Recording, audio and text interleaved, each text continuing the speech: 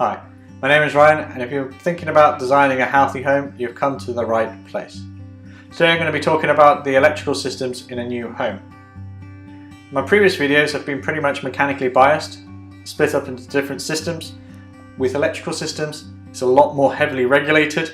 It is pretty much your electrician will have to guide you through and do most of the work themselves in terms of the design and installation. But having said that, there are some key things you need to consider prior to bringing them on board. I wish to just outline that before, which will make a difference to their sort of price, make a difference to your installation. So what documentation is there? Building regulations require you to comply with Part P, and Part P effectively says that no one should do any installations unless you are competent. So effectively you need to employ a registered electrician to do the work carrying out on site. Power. So what do they mean by power is the main electrical incomer, which is the electrical supply from the main supplier. Your main supplier will be UKPN, which is United Kingdom Power Network. You place an order with them, they come on site, install their power supply, from which your electrician will install the consumer unit. I'll go through that in a second. So in terms of where it gets installed, there are two main options. The meter will be housed either on in a wall-mounted unit or a wall-concealed unit. These are mounted externally. You can have them installed inside, but this is typically only really done now for large housing developments where you have a bank of meters. If in doubt, speak to your electrician or UKPN. So what do they actually do? So this is a little picture from UKPN. They have the power service. The power comes in through the bottom. You have the cutout, your main fuse, and then they have it directly into the meter. This one's shown to be a smart meter. And then from that you have the tails from the meter to the consumer unit. So what's in the external unit, this is your external unit, is all what's in this box here. So you have the cutout, cables, meter, then the tails go to a consumer unit located in your house. So they clearly, on this diagram, they show that your electrician installs the tails, installs the consumer unit, but your electricity supplier provides the meter, and the UKPN will provide you the main fuse, cutout, and the power supply. So what do I mean by consumer unit? A consumer unit is a domestic distribution board, and from there you take all your cables from your consumer unit. Consumer units now have to be fire proof effectively, so more often than not they are metal. Otherwise they need to be enclosed in a fire rated enclosure, which is a recent addition to the regulations. Inside the consumer unit you have multiple types of protection devices. I'm not going to go through into detail because your electrician should select them. I do recommend you have something called a split board. So you have all your small power and on one, and then your lighting on another. It's just still the same board. So consumer unit, it's just the way it's all configured. So you can speak to your electrician about it. They should probably recommend that anyways. It just means that if the main power supply goes on one side of the board, it doesn't trip the other supply, so you can always have lights. And then the same also what protection devices you have for each particular thing. If you want to do some more reading on it, there are a lot of decent guides on the internet anyways by MK, which is pretty much has a monopoly on domestic installations and commercial installations. But small power is just anything you can plug your stuff into. There's a few things you just need to consider that might get left out. Firstly, a lot of people like to put in USB power supplies now into their sockets. One thing to note that USB, even though it's quite common now, in 5 to 10 years it would be unlikely. You will probably not be using them as much as you think you are now. Wireless charging will probably most likely take over. So you'll have a wireless charging mat for your phones, and same for anything else. One thing to note, even if you're going down to the Apple, they're going more to different types of USB now. But yeah, so they are starting to get phased out, so they're not as important. So I would probably avoid it, because it might mean that you will probably want to change your power sockets at a later date. But just using the standard British plug system, it's been around for ages, and that's not due to change anytime soon. So another thing to consider is outside electric sockets, particularly for lawnmowers, or anything else, like for example maybe party lights or anything else, you know, for temporary installations. It might be worth considering. Another thing to also consider is electric cars. Would you like a power supply for an electric car?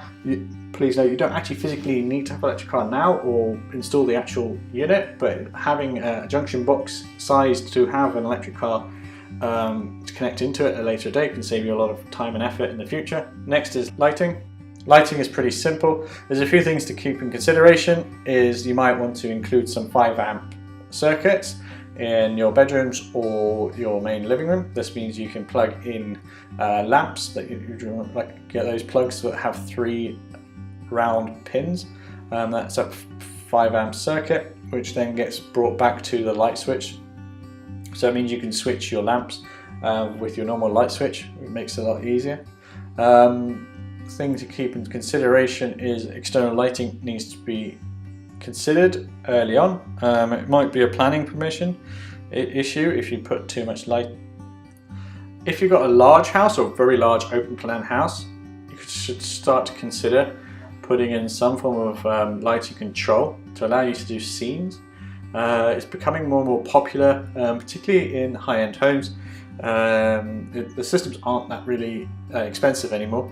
I'd actually even recommend, if you've got even a medium-sized house, even if you don't want to put it in now, it might be easier to ask your electrician to wire it back to a central location. So if you do want to do it at a future date, you have that option. But just something to consider if you want it now or not, because it's so much cheaper to do it before you've installed the system. Otherwise, you are reliant on, let's say.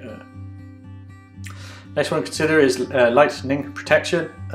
You should carry out a risk assessment, or at least ask a lightning protection specialist to carry out a risk assessment. They will then determine if you need lightning protection on your building or not. It's a very clear well, I wouldn't say clear, as in they have a very clear BS that assesses the risk, and it will determine if you need it or not. But I wouldn't suggest you ever trying to do it yourself. It is a specialist design proportion. TV, Virgin and Sky. So TV aerials, you normally install a DAB aerial as well together. You just need to consider what you want in there, because it obviously will make a difference if you want Sky Dish or Virgin or TV. There isn't really any major things to cover on that, except for you might want to consider if you're in a zone that doesn't really have very good TV signal, so you might want to have a Sky Dish rather for free sat or a paid sat. Also consider, it's very popular to have a house distribution system. You just need to allow for some space in your roof for some aerials and for some distribution equipment. So telephone and data. Telephone data has come a long way in the past 10 years, so I'll just run through a few options you might have. So in most instances, a single router in your house and a single telephone will be sufficient. But what becomes a problem is when you start wanting to use smart TVs, if you want to start using media servers, etc, etc, etc. The Wi-Fi signal is great, but it does not provide the bandwidth, or it can provide the bandwidth, but doesn't provide the reliability throughout the whole house. So sometimes it is better to install something called an RJ45 data network in your house to a central spot where you have a data rack. I'll explain that in a little bit better in a minute. So that gives you the bandwidth. So the telephone come in from BT to something called a master socket, and then you then distribute your telephone system from there, there's a lot of key sort of abbreviations, and I'll quickly just run through it. So there's VoIP, Cat5e, Cat6, RJ45, RJ11, switch, router, Wi-Fi hotspot, power over Ethernet, and BT master socket. VoIP has become very popular in offices because it's very simple. It means you have voice over IP, you have all your phone network through a data network. It is very simple to set up. In a house, it's pretty much debatable if you need it, because most people actually now just use their mobile phones for communications. But if you want to, I would always recommend using a VoIP system, or at least installing so you can use a VoIP system. I'll explain how you do that in a second. So, and then you have Cat5e or Cat6. Cat5e is easier to install than Cat6 and it's slightly cheaper, but Cat6 has a much higher bandwidth. So what this means is you can view a lot more videos and a lot higher resolution stuff through a Cat6 than a Cat5, and if you're going to start installing stuff now, it would probably be best to still install a Cat6 now. Cat5e really probably only really should be installed in office blocks where they have a much lower data requirement, whereas Cat6 now, with all the information we are now transferring around the building, it would be better. Actually, technically, there's loads more Cats. I can't remember what the highest they've got to now, but Cat6 is considered now the sort of standard. So an RJ45 is effectively a data socket outlet. That's what they call them. An RJ11 is the same, is a phone socket outlet. I wouldn't really recommend anyone installing an RJ11 in a house now, unless it's the BT master socket. But anyway, you haven't really got a say on that one. But the RJ45 is becoming universal throughout anyways. If you have an RJ11 phone, you can use a converter anyway, so it's not there. It doesn't make much difference. So you have an RJ45 sockets all around your house. They get wired back to a central location to your data rack. Within that data rack, you have a switch or a router connected to the BT master socket. So all the data is handled that way. You can then also, if you wanted to, put a switch or routers for telephones as well, but bearing in mind, again, not many people use telephones in their home nowadays, and if you are having a phone network, it's mainly for home offices, so you'll most likely just use a VoIP system anyways, and that normally is required for power over Ethernet or data, so that will be dependent on your switch. A Wi-Fi hotspot is like a router, but it just provides a hotspot. Generally in a small house or medium house, you never really need that. If you have a large house, you might have some dead zones, so you might want to allow for a Wi-Fi hotspot. Best speak to an IT specialist to work out if you do need it. And your BT master socket is literally what the BT install and you take your BT supply from. Having all said that, generally your electrician would not be able to advise you on what you need. Generally, they will only install the backbone. What I mean by that is they will install the cable, the RJ45 sockets, and then data rack. Everything else should be installed by yourself or by an IT specialist, unless your electrician is an IT specialist. They unlikely will be able to advise you on what you really need, but it's all depending on how complicated you want your house to be honest, or what sort of controls and stuff you want in your house. It could be just simply just to have a Wi-Fi hotspot, and pretty much 95% of houses are fine to do that, but it's all depending on if you want to use smart TVs again. So what's a data rack? A data rack is effectively just a cabinet. You've all seen them if you've been into a server room, but a much larger. They're normally housed at high level, medium level in a cupboard with all the wires coming into the back of them, and then they get patched into it. This one is called a 6U. They are measured in U's, generally the amount of bays they have, yeah, it's becoming more and more common in houses. Fire alarm. All new homes need to have a fire alarm. Depending on the size, will depend on if you need if you have a very large home, you need a fire alarm with a fire alarm panel. If you've got small houses, you need to still have a fire alarm system that is interconnected with each other. But to be honest, this is very much a specialist installation. Design proportion, there isn't really much of an option. There's not many options available for you. You might be able to choose what head, in terms of detector head, what it looks like with your fire alarm specialist. But above, all you need to tend to do is to speak to your fire alarm specialist, and they will advise you what options you have. But generally they'll be able to price for it with just out with the plans. Another document to note is Building Regulation Part B, which outlines certain requirements for fire alarms as well. Security, this is pretty much all down to personal preference. You don't have to put any security into a house, so there's a few things to note about. CCTV, becoming very more popular. Certain things you need to consider is nighttime vision. Make sure all the CCTV is located in a tamper-proof location. The cables shouldn't be able to be snipped. You can get them web enabled. You just need to be careful, obviously, for your own security. Anything that's web enabled can be potentially hacked. So depending on your preferences we would recommend normally a unit that can record the channel for up to 30 days.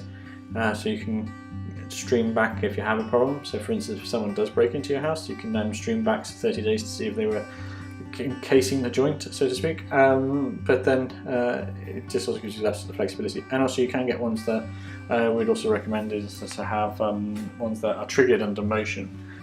Intruder alarm, so again, an entry alarm. Just need to consider what you want to do, how you want to enter your building. Do you want an electronic system? Do you want to you have a keypad on your on every entrance? Just make sure your keypad is out of view from outside, so people don't spy on your alarm code. But it's pretty obvious, that one. And also there are certain levels of security alarm. It's also depending on how protected you want to be. So for instance, you can have something called a double knock system, which requires 2 sensors to go off before an alarm gets triggered. You know, neighbours might thank you for that one, but that might be over the top for most domestic alarms. But then you can get intruder brick glass alarms. Generally, most of the time, dual wave red motion sensors are appropriate.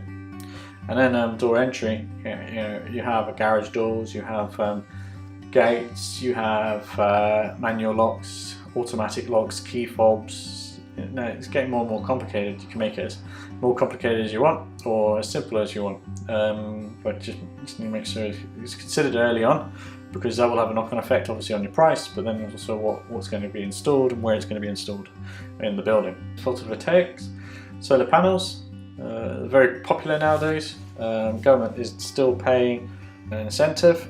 Please visit the Ofcom's website. So here are some examples of what sort of size array you have. The biggest one you normally get is about 4 kilowatts, so it requires about 28 meters squared of roof space. It takes up 20 meters squared roof space, and it outputs 3,500-ish kilowatts per hour per year. The one thing you got to note is actually, because domestic installations generate most of their energy when no one's actually at home, even though you might be generating 3,500, a normal house will absorb around about 500 kilowatts an hour a year for a 4 kilowatt unit. So about a quarter of the of what you generate you use. The rest gets put back onto the grid because you're not at home and there's nothing to put your energy into on a traditional installation.